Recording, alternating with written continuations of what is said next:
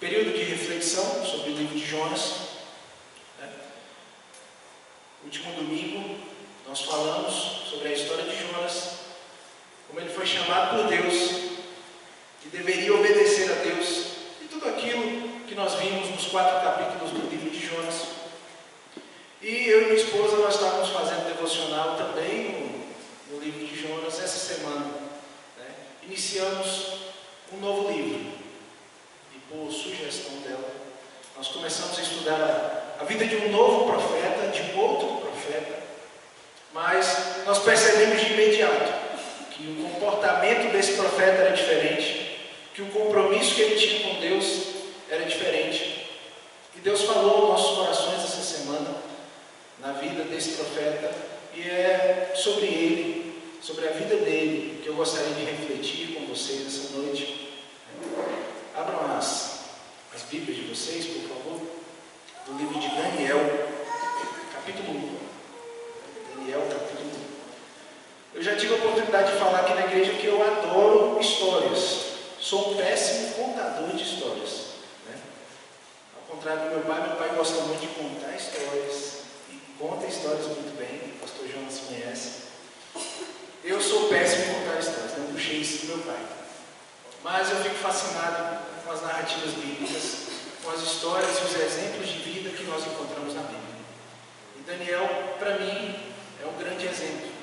E nós vamos entender por que ele é um grande exemplo para nós hoje também, nos dias atuais. Daniel, capítulo 1, a partir do versículo 1. Como uma boa história, ela tem que ter começo, meio e fim. Por isso nós vamos ler esse capítulo todo. Então acompanhe comigo a leitura de Daniel, capítulo 1, versículo 1. No terceiro ano do reinado de Jeoaquim, rei de Judá, Nabucodonosor, rei da Babilônia, veio a Jerusalém e a sitiou. E o Senhor entregou Jeoaquim, rei de Judá, nas suas mãos, e também alguns dos utensílios do templo de Deus. Ele levou os utensílios para o templo do seu Deus na terra de Sinear, e os colocou na casa do tesouro do seu Deus. Então o rei ordenou que Aspenaz, o chefe dos oficiais da sua corte, trouxesse alguns dos israelitas da família real e da nobreza, jovens sem defeito físico, de boa aparência, cultos, inteligentes, que dominassem os vários campos do conhecimento e fossem capacitados para servir no palácio do rei. Ele devia ensinar-lhes a língua e a literatura dos babilônios. O rei designou-lhes uma porção diária de comida e de vinho da própria mesa do rei. Eles receberiam um treinamento durante 3 anos e depois disso passariam a servir o rei. Entre esses estavam alguns que vieram de Judá: Daniel, Ananias, Misael e Azarias. O chefe dos oficiais deu-lhes novos nomes. A Daniel deu o nome de Beltesazar, a Ananias Sadraque, a Misael Mesaque e a Azarias Abidnego. Daniel, contudo, decidiu não se tornar impuro com a comida e com o vinho do rei, e pediu ao chefe dos oficiais permissão para se abster deles. E Deus fez com que o homem fosse bondoso para com Daniel e tivesse simpatia por ele. Apesar disso, ele disse a Daniel: tenho medo do rei, o meu senhor, que determinou a comida e a bebida de vocês. E se ele os achar menos saudáveis que os outros jovens da mesma idade, o rei poderia pedir a minha cabeça por causa de vocês. Daniel disse então ao homem que o chefe dos oficiais tinha encarregado de cuidar de Daniel, Ananias, Misael e Azarias: peço-lhe que faça uma experiência com seus servos durante 10 dias. Não nos dê nada além de vegetais para comer e água para beber. Depois, compare a nossa aparência com a dos jovens que comem a comida do rei e trate os seus servos de acordo com o que você concluir. Ele concordou e fez a experiência com eles durante 10 mais saudáveis e mais fortes do que todos os jovens que comiam a comida da mesa do rei. Assim, o encarregado tirou a comida especial e o vinho que haviam sido designados, e em lugar disso lhes dava vegetais. A esses 4 jovens, Deus deu sabedoria e inteligência para conhecerem todos os aspectos da cultura e da ciência. E Daniel, além disso, sabia interpretar todo tipo de visões e sonhos. Ao final do tempo estabelecido pelo rei, para que os jovens fossem trazidos à sua presença, o chefe dos oficiais os apresentou a Nabucodonosor. O rei conversou com eles e não encontrou ninguém comparável a Daniel, Ananias, Misael e Azarias, de modo que eles passaram a servir o rei. O rei lhes fez perguntas sobre todos os assuntos nos quais se exigia sabedoria e conhecimento, e descobriu que eles eram 10 vezes mais sábios do que todos os magos e encantadores de todo o seu reino. E Daniel permaneceu ali até o primeiro ano do rei Ciro. Vamos orar? O texto é grande, necessitamos de sabedoria do Espírito Santo para extrairmos aqui desse texto aquilo que Deus quer trazer aos nossos corações, às nossas mentes essa noite. Senhor Deus, é bom estar aqui em comunhão com os irmãos. Nosso coração se enche de alegria, Pai, porque estamos entre irmãos e nos amamos e nos cuidamos e crescemos juntos, Pai. E nesse momento de comunhão, queremos, como igreja, ouvir a Tua voz, ouvir aquilo que o Senhor quer nos ensinar, aquilo que o Senhor quer nos orientar através da Tua palavra, Pai. Pedimos essa compreensão viva do Teu Espírito Santo. Essa é a nossa oração, em nome de Jesus. Amém. Para entendermos um pouco mais a respeito desse livro, é importante a gente entender um pouquinho do contexto histórico, né?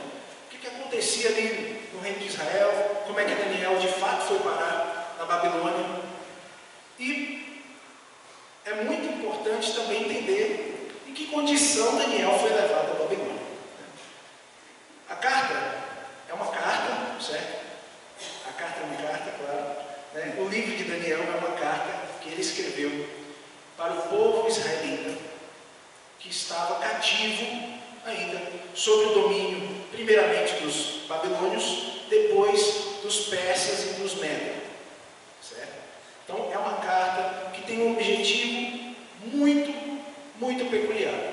O objetivo de motivar, encorajar o povo cativo a se manter fiel a Yahvé. Yahvé é o nome de Deus no Antigo Testamento. O objetivo também era mostrar que Deus é soberano, mesmo em qualquer situação adversa. Ele é soberano sobre todas as nações e sobre toda a história. Amém? Essa carta tem esse objetivo. E nós precisamos olhar para essa história sob os olhos de Daniel, sobre o que ele queria mostrar para o povo. Motivar o povo, encorajar o povo a não se abalar, mesmo numa época tão difícil. Imagine um cativeiro, a escravidão, como isso é complicado, como isso é difícil para qualquer pessoa, né? Daniel estava falando, permaneçam inabaláveis, porque Deus é soberano sobre tudo. Essa carta foi escrita, provavelmente, 60 anos depois que Daniel chegou naquele local, naquela região. Daniel já maduro, relembra aqui no capítulo 1 o que aconteceu na sua juventude. Não sei se você já teve a oportunidade de ir em um acampamento de jovens, mas esse é um texto, a história de Daniel, ela é muito utilizada quando os pastores estão pregando para jovens, porque é estimado que Daniel tinha entre 12 a 16 anos quando foi levado para Babilônia. Eu estava refletindo sobre o texto e me lembrei que nós temos um Daniel aqui na igreja, né? Filho de Danilo, Priscila. Daniel bíblico não era muito mais velho do que Daniel que a gente vê aqui correndo, brincando, né? nessa fase, né, não era muito diferente desse Daniel que nós observamos aqui na igreja em estatura. Mas Daniel era... Por que isso é importante? Desculpe, por que isso é importante? Entendermos a idade com que ele foi levado à Babilônia. O povo de Israel, ele criava seus filhos de uma maneira bem peculiar. Até os 12 anos de idade, era responsabilidade dos pais ensinar as leis de Deus, ensinar os princípios, as leis que ele havia deixado através de Moisés. Mas, a partir dos 12 anos de idade, essa criança ela já tinha contato e convívio no templo e na sinagoga. Então, ela, podemos dizer assim, né, que os horizontes eram mais abrangentes. Ele aprendia muito mais com os sábios que ensinavam no templo. E, além das leis, muito provavelmente Daniel tinha também conhecimento das palavras dos profetas. Profetas esses Isaías, Jeremias e alguns outros que tinham vindo antes do período de Daniel. Isso era ensinado no templo, isso era ensinado na sinagoga. Esse é um detalhe importante, eu quero que você guarde esse detalhe. Daniel já tinha, mesmo tão novo, já tinha um conhecimento profundo das Escrituras. Isso era comum naquela época, porque as crianças eram ensinadas desde pequenas a obedecer às leis de Deus.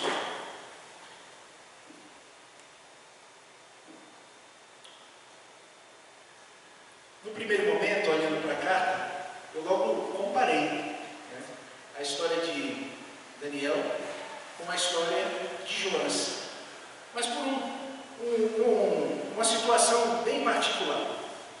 Olhem comigo e eu peço que vocês deixem a Bíblia de vocês abertas, para que possamos a todo momento voltar ao texto. No primeiro versículo, a palavra de Deus fala que no reinado, no 3º ano de Joaquim, Nabucodonosor veio e sitiou Jerusalém. Sitiar é cercar, né? Uma estratégia de guerra muito comum aí antigamente, era cercar uma cidade até que as provisões, a alimentação, né, se esgotasse dentro da cidade, a cidade se rendesse. Era uma maneira de guerrear mais branda. Então, Nabucodonosor utiliza essa estratégia, sitia Jerusalém e, no versículo 2, o Senhor entrega Jeoaquim, rei de Judá, nas suas mãos. Por que Deus entregou o próprio povo nas mãos de um outro rei pagão? Essa é uma pergunta que logo vem à nossa mente quando a gente lê esse texto. Esses profetas que eu acabei de mencionar, Isaías e Jeremias, eles foram chamados por Deus para advertir o povo de Israel.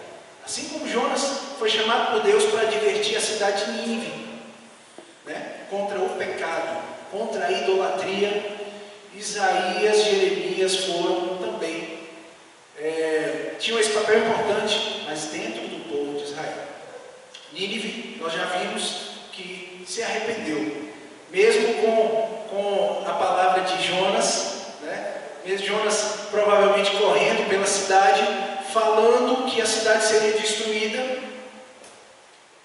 Deus usou aquela fala de Jonas e fez com que toda uma cidade se arrependesse. Ao contrário de Nínive, que era um povo pagão, o povo de Deus não se arrependeu. O povo de Deus continuou vivendo na idolatria e por esse motivo Deus permitiu que o castigo, a justiça de Deus veio através do castigo do exílio na Babilônia. Então é por isso que Deus entrega, a palavra aqui no original é Natã, dado por Deus. Deus deu de fato o reino de Judá nas mãos de Nabucodonosor. Nabucodonosor, nós vamos fazer um apanhado aqui pela história. Nabucodonosor pega também aqueles utensílios do templo e leva para o templo do seu Deus. Aqui no texto não fala o nome do Deus de Nabucodonosor, mas o nome dele era Bel. Era o Senhor do sol, Senhor da terra, Senhor do fogo. E Nabucodonosor recolhe tudo aquilo que era de valor no templo de Javé e leva para o seu Deus em Sinear. Sinear é o mesmo lugar chamado Babilônia, só que ele usa essa palavra diferente. Significa entre dois rios. Se você olhar o mapa antigo, você vai ver o rio Tigre e o Eufrates, ali a antiga Mesopotâmia, Sinear e Babilônia eram ali naquela localização no início de tudo. Nós vemos, então, nós conseguimos observar nesse apanhado histórico o que acontecia naquela época.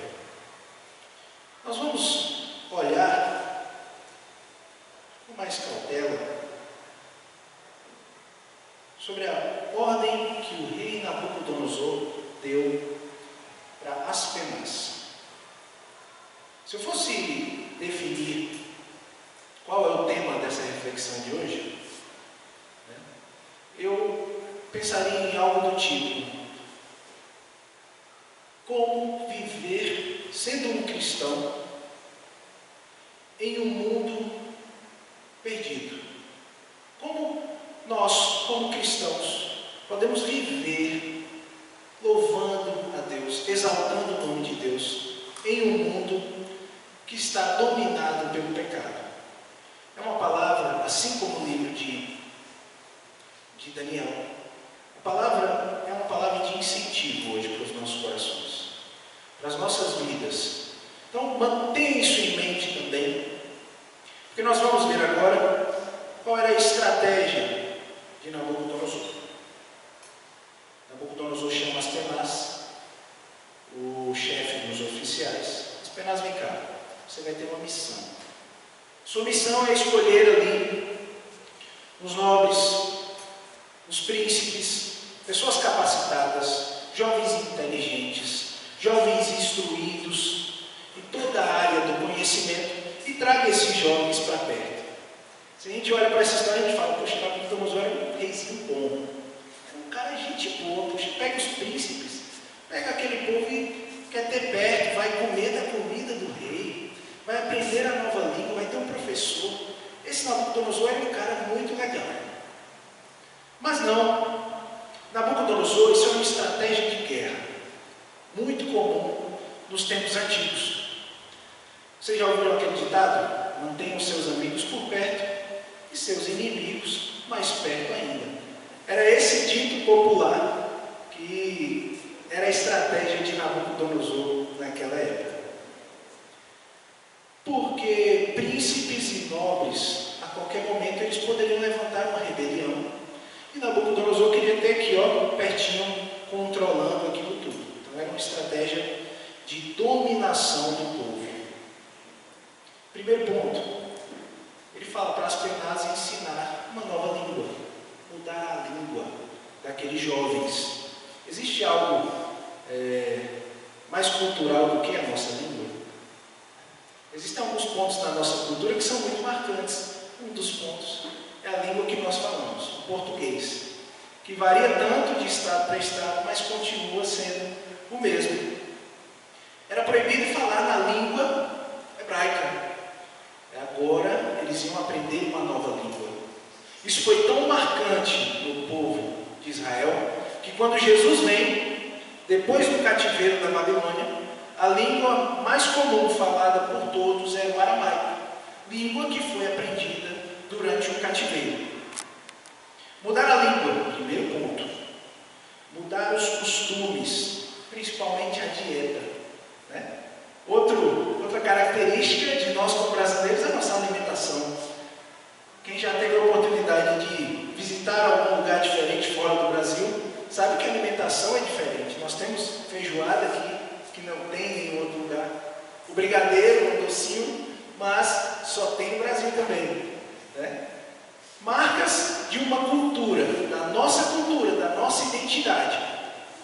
Por mais sedutora que fosse a estratégia de comer da mesa do rei, eram comidas de uma outra cultura. Vamos acostumar esses jovens a comer uma comidinha diferente. Mudar o nome da pessoa. Vocês observam isso no texto também, né? O nome de Daniel se tornou Beltesazar. Significa: Bel, proteja a sua vida. E com isso a gente percebe uma outra estratégia muito sutil. Mudando a alimentação, mudando os costumes, eles tinham interesse também de mudar a religião daqueles jovens, que também era uma marca do povo de Israel, a religião. Então isso Nabucodonosor faz de maneira muito sagaz. Tanto é que apenas 4 jovens, de vários jovens que foram levados para a Babilônia, apenas 4 jovens se posicionaram. Versículo 8, irmãos. Acompanhe comigo. Vamos observar aí como é importante o posicionamento humano numa situação tão adversa. Eu quero que vocês lembrem sempre a idade de Daniel, porque isso é uma coisa fantástica no texto. Não importa a idade, sabedoria de Deus concedida com base no conhecimento que ele tinha.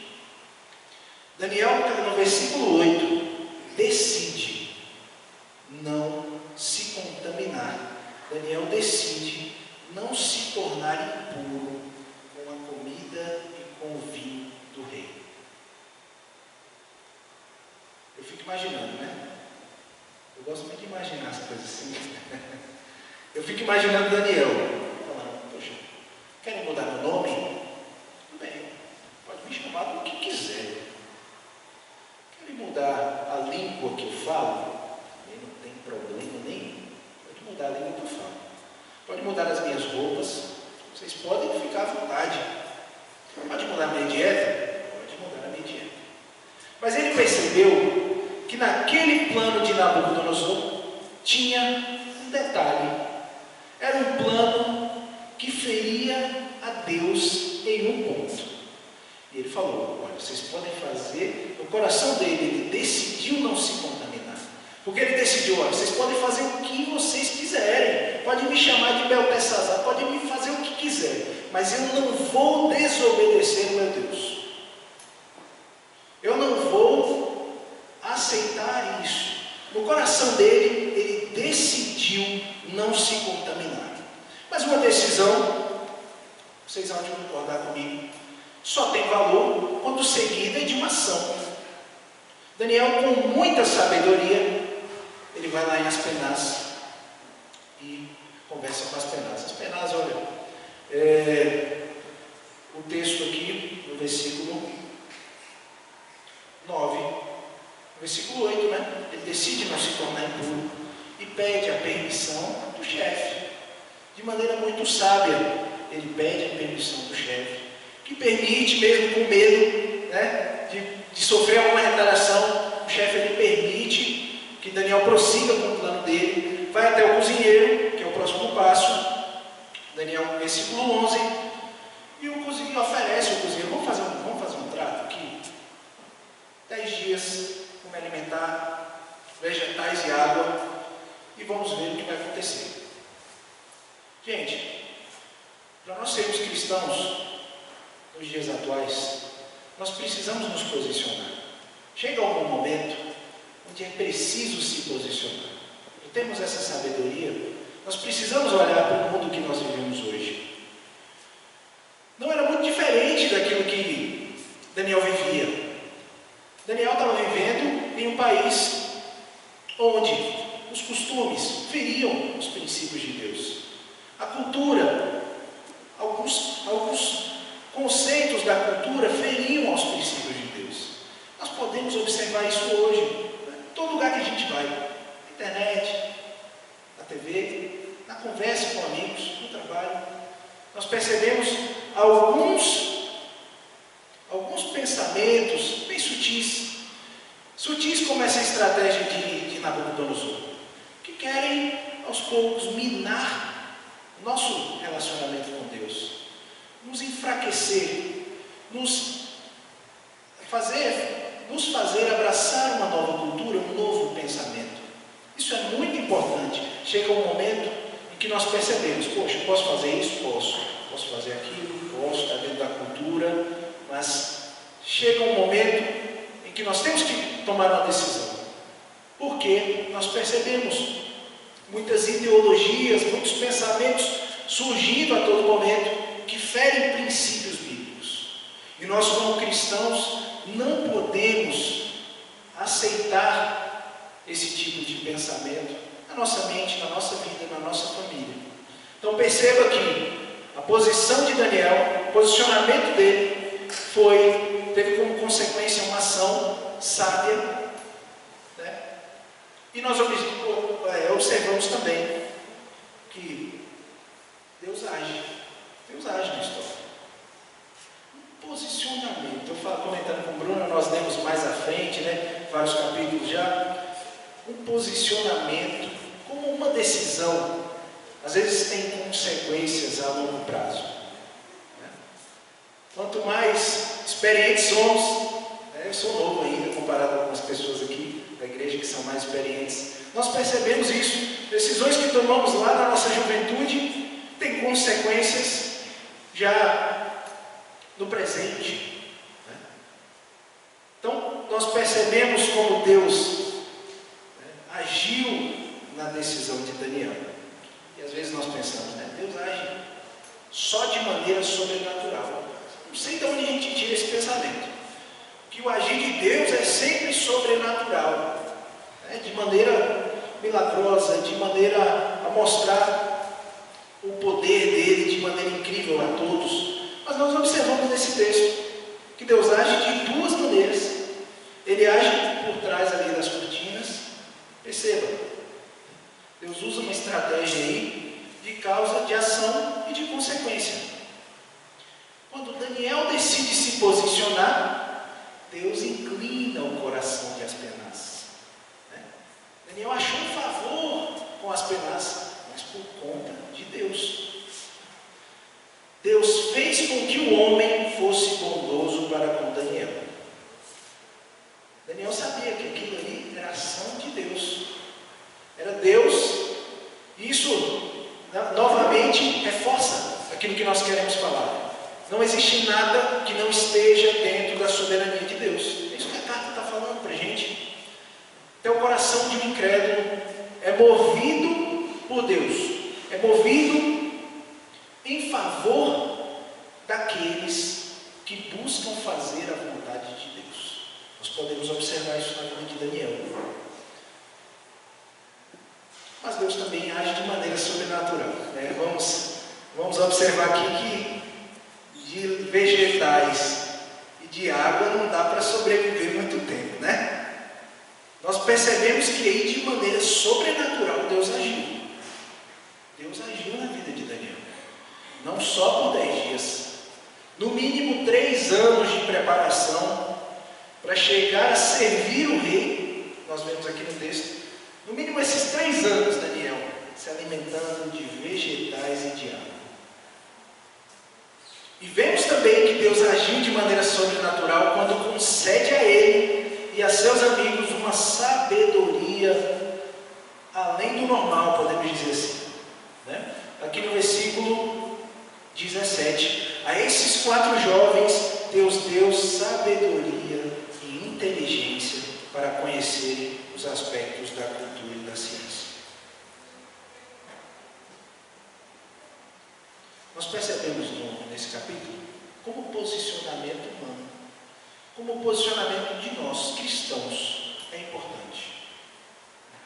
Como o posicionamento, a nossa ação como cristãos é importante, porque Deus usa aquilo que nós estamos escolhendo fazer. Uma decisão que está de acordo com o coração de Deus, Ele usa isso. E Ele trabalha de maneira misericordiosa em volta. Às vezes a gente nem percebe. E Deus trabalha e cuida da gente, porque nós estamos escolhendo seguir a vontade e os desejos de Deus. Então, de maneira misericordiosa, Deus age sobrenaturalmente. E por trás das cortinas também. Nós devemos ser capazes, como cristãos, de reconhecer isso. Reconhecer o nosso Deus agindo no nosso cotidiano. Coisas pequenas, que aos nossos olhos podem parecer, às vezes, uma mera consequência do acaso. têm a mão, o cuidado e a provisão de Deus. Você concorda com isso, amigo? Diga amém. Amém. Deus age a todo momento. Nós servimos um Deus maravilhoso, que cuida da gente, que nos livra a todo momento do mal. A história de Daniel, eu aconselho vocês a seguirem. Depois, tivemos outra oportunidade de conversar mais também sobre a história de Daniel. É marcada por esse agir de Deus, livrando ele de situações enrascadas. Bruna estava comentando comigo hoje, parece que Daniel só vivia perrengue. Parece que Daniel foi usado por Deus para viver o perrengue e sair do perrengue. E de fato, nós observamos que pela fé e pelo conhecimento, Daniel, Deus era misericordioso com ele e o livrava. Nós podemos tirar algumas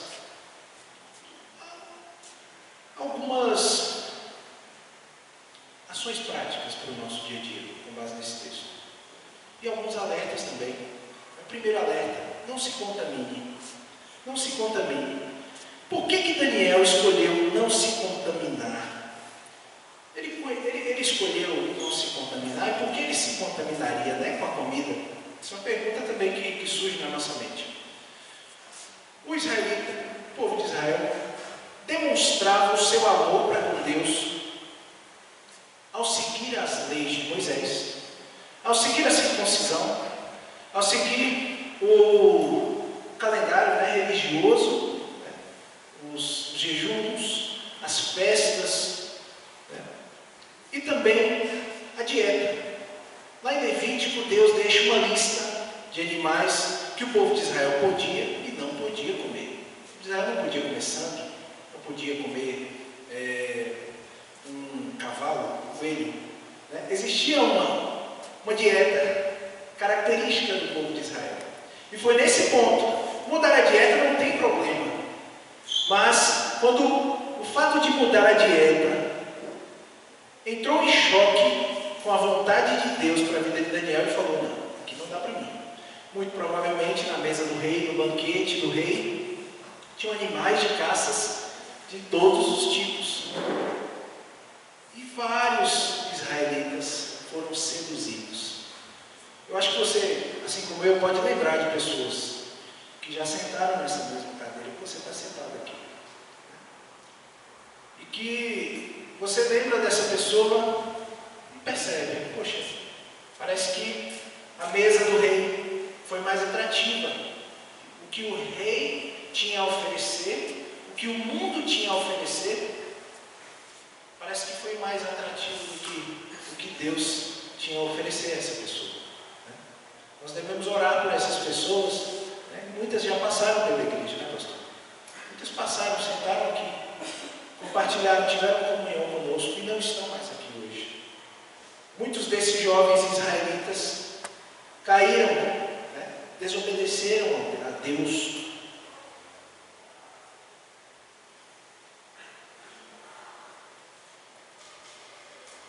O Senhor nos dá uma base. Através da palavra dele, ele nos dá uma base e um caminho a seguir. Se você não lembrar de muito dessa reflexão, eu gostaria que você lembrasse que nós servimos a um Deus de esperança. Amém? Nós servimos a um Deus de esperança. Lembre da situação em que Daniel estava, de como difícil era. Provavelmente perdeu seus pais naquela guerra, foi levado como servo, se posicionou, passou por situações ali de risco, poderia ter perdido a sua vida. Mas Daniel, como eu falei, por conhecimento da palavra de Deus, ele se manteve firme. E esse é o desafio que eu gostaria de deixar para nós aqui. A palavra do nosso Deus, Bíblia, ela é uma palavra rica em esperança. Daniel, por ter conhecimento, ele sabia das profecias e muito provavelmente ele sabia do que estava escrito lá em Jeremias, capítulo 25, versículo 11. Abra comigo. Jeremias, capítulo 11, versículo 25.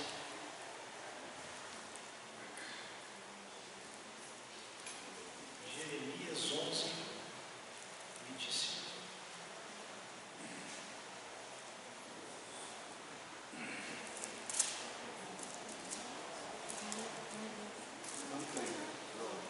Oi? Não, deixa eu abrir aqui.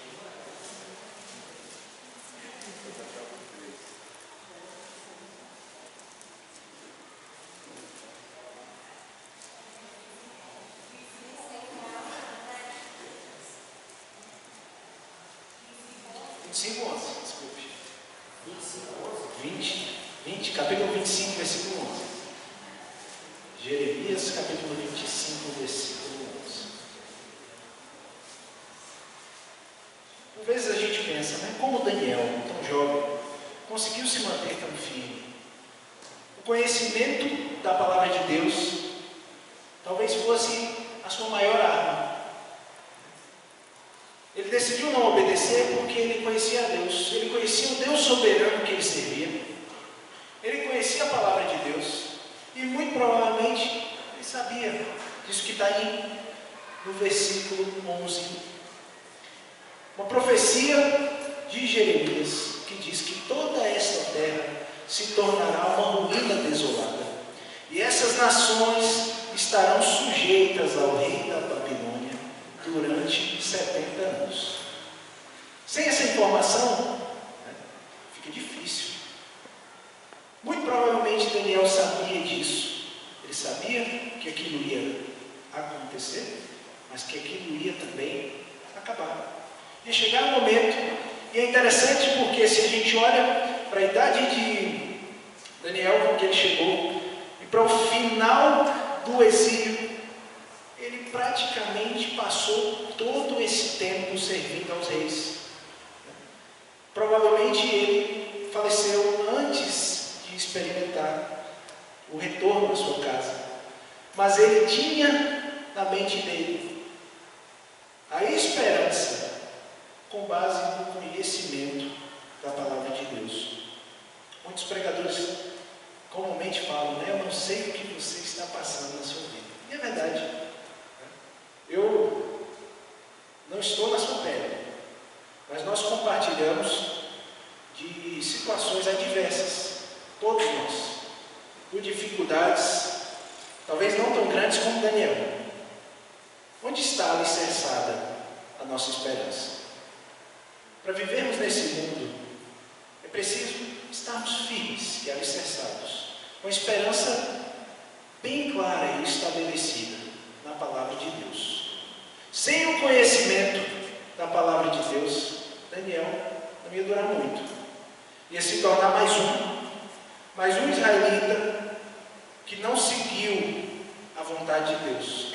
Mas pela firmeza, pela esperança, pelo conhecimento que ele tinha, ele foi capaz de se manter firme naquele que era o Salvador, o Consolador, a fonte única de esperança em sua vida.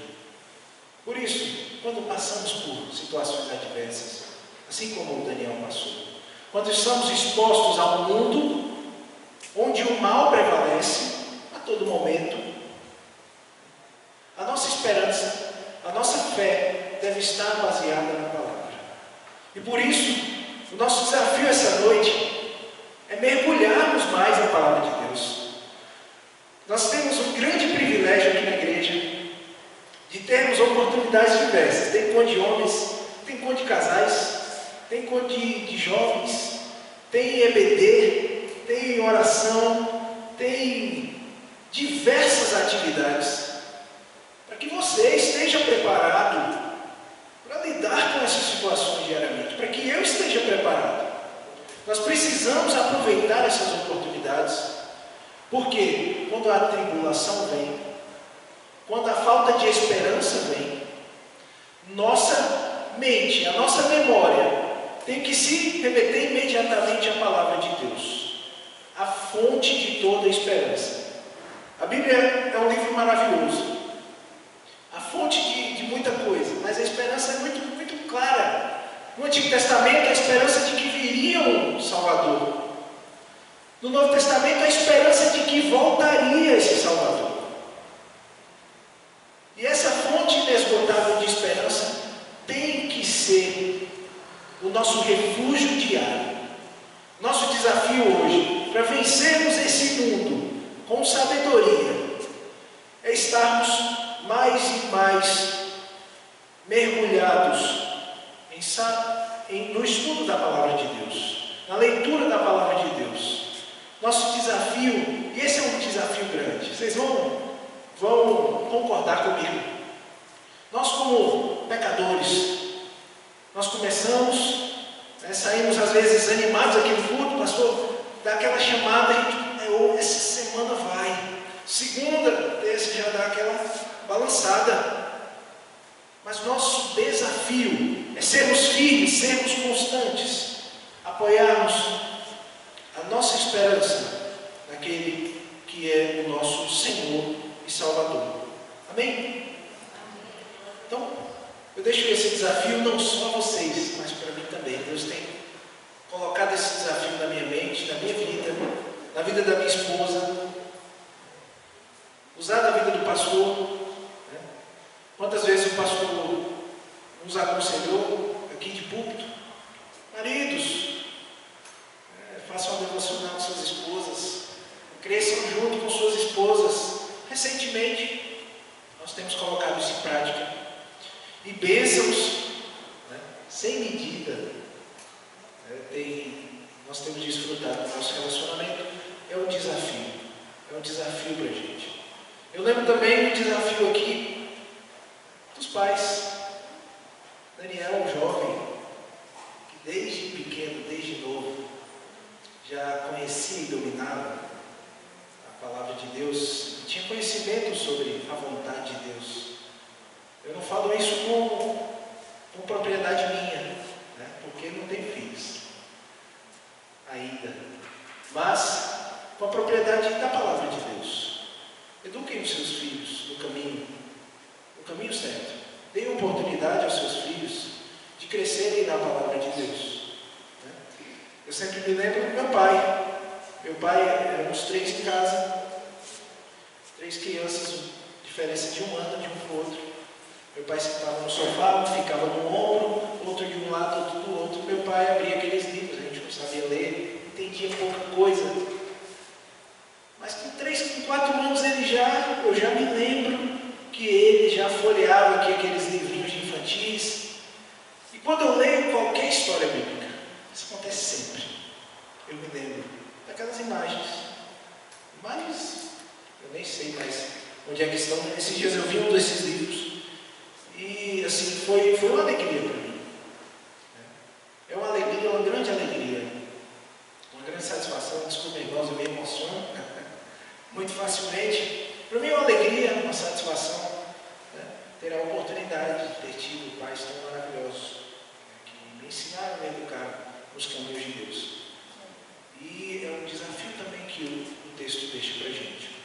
O conhecimento da Bíblia, o conhecimento da palavra de Deus, da vontade de Deus, é fundamental na nossa caminhada cristã.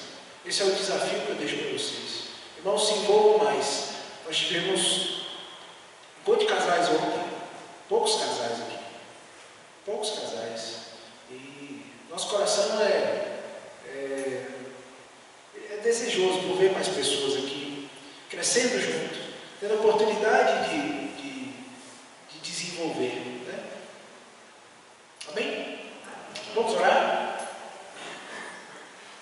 Senhor Deus, tua palavra é tão rica. Podemos tirar aqui muitas aplicações para a nossa vida. Senhor, mas precisamos ser mais firmes, Deus.